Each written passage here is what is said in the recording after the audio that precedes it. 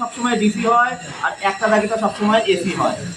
আর অ্যাম্পিয়ারটা হয় কত অ্যাম্পিয়ার নিচ্ছে। আচ্ছা আমরা কত অ্যাম্পিয়ার নিচ্ছে যদি দেখতে চাই তাহলে আমরা অ্যাম্পিয়ারে দেবো।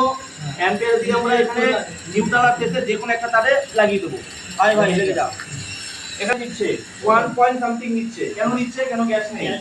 গ্যাস থাকলে এটা বেশি অ্যাম্পিয়ার নিত। আর এটা 1 টনের এসি। কত নেবে গ্যাস থাকলে? 3-4 নেবে। দেখো তোমায় লিখে দিলাম 3-4 দেখবে 4 এরকম লিখেছি আমি। মনে করো এটা ভোল্টেজ দেখা যায় না যাবে। না না এটা ভোল্টেজ তো এরকম হবে। প্রদীপের মুখ নিন, সবার মুখ নিয়ে নি।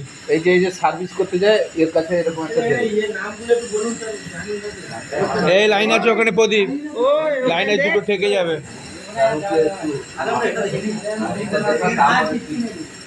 তাহলে বুঝতে পারছি প্রথমে কি করলো।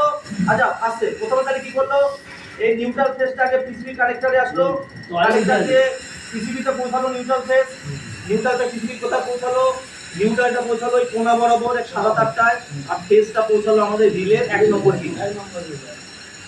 ওকে, এবার রিলের 2 নম্বর পিন দিয়ে ফেজ বেরোলো, আর এখানে নিউট্রালটাও শর্ট করে বেরিয়ে গেল। তাহলে নিউট্রাল ফেজ বেরিয়ে গেল।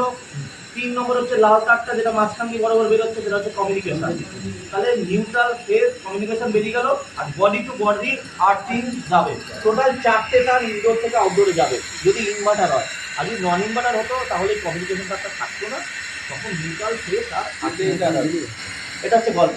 এবার সেকেন্ড হচ্ছে নিউট্রাল ফেজ যখনই পৌঁছালো, প্রথমে কিন্তু যেগুলো এসি কারেন্ট সেগুলো চলবে, ডিসিটা স্টার্ট হবে না।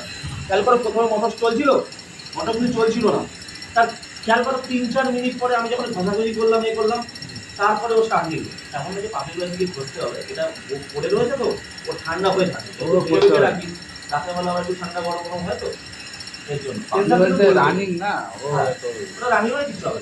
এবার দেখো ডিপি মোটর চলছে, আমরা যদি ফ্লেয়ারিং করে এখানে এখানে পাইপ বসিয়ে দিই, গ্যাস ভরে দিলে ঠান্ডা হবে তো।